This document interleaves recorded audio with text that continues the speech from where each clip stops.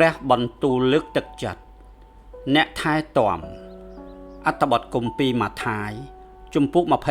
27ខ33ដល់ខ35លុះបានដល់កន្លែងហៅថាគល់កូថា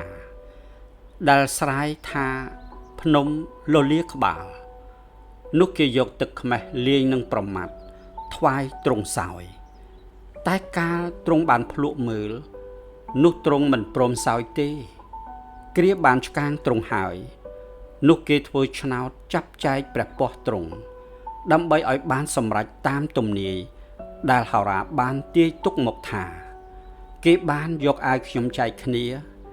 ហើយបានធ្វើឆ្នោតចាប់យកអាវវែងខ្ញុំព្រះយេស៊ូវមិនព្រមសោយស្រាទំពាំងបាយជូរឬទឹកខ្មេះដែលលាយជាមួយទឹកប្រមាត់នោះទេព្រោះវាគឺជាថ្នាំងងុយគេងនិងជាថ្នាំបំបត្តិការឈឺចាប់ដែលពុទ្ធិហានប្រហែលជាមានបំណងចង់ធ្វើឲ្យកិច្ចការឆ្កាងរបស់ពួកគេមានភាពងាយស្រួលជាងមុនប៉ុន្តែព្រះយេស៊ូវបែរជាចង់ឆ្លងកាត់ការរងទុក្ខរបស់ទ្រង់ដោយមានស្មារតីច្បាស់លាស់និងនៅជានិច្ចហេតុដូច្នេះហើយបានជាទ្រង់បដិសេធមិនព្រមសោយវាឡើយតើមកពីហេតុអ្វីព្រោះព្រះយេស៊ូវកំពុងតែបញ្ចប់កិច្ចការរបស់ទ្រង់សម្រាប់យើងជាកិច្ចការដែលនឹងនាំយើងទាំងអស់គ្នាឲ្យរួចផុតពីទេសភាពខាងវិញ្ញាណនៃអំពើបាបសេចក្តីស្លាប់និងអំពើអាក្រក់ទ្រង់នឹងមិនបណ្ដោយឲ្យមានអ្វីមួយខុសឆ្គងកើតឡើងបានឡើយបើទោះជាទ្រង់ត្រូវរងការឈឺចាប់កាន់តែខ្លាំងយ៉ាងណាក៏ដោយក៏ទ្រង់ស្ម័គ្រព្រះទ័យដែរ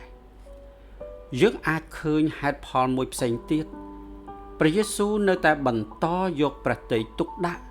ចំពោះបុគ្គលម្នាក់ៗដែលនៅជុំវិញទ្រង់ដែរគឺក្រុមអ្នកដើរតាមទ្រង់មួយចំនួនតូចដែលកំពុងឈរនៅក្បែរជើងឈើឆ្កាងពួកឧក្រិដ្ឋជនដែលនៅសងខាងទ្រង់ដែលមានឱកាសចុងក្រោយក្នុងការជឿលើទ្រង់មុនពេលពួកគេស្លាប់និងសូម្បីតែពួកទាហានខ្លួនឯងមិនទាំងដឹងថាតើនរណាដែលពួកគេទើបតែបានឆ្កាងនោះឡើយសូម្បីតែនៅពេលទ្រង់កំពុងជាប់នៅលើឈើឆ្កាងក៏ដោយ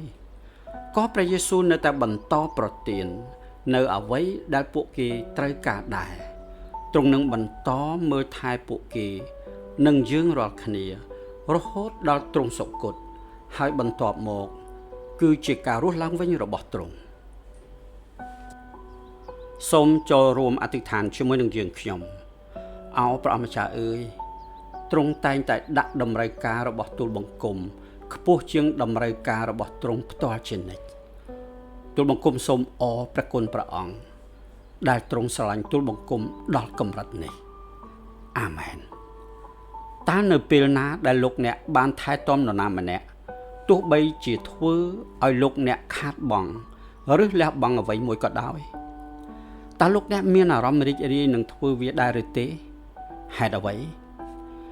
នៅពេលដែលព្រះយេស៊ូវនឹកចាំនៅអ្វីដែលទ្រង់បានធ្វើសម្រាប់លោកអ្នកតើលោកអ្នកគិតថា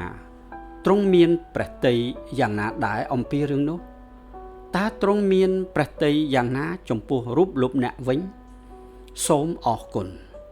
សូមព្រះប្រទានពរ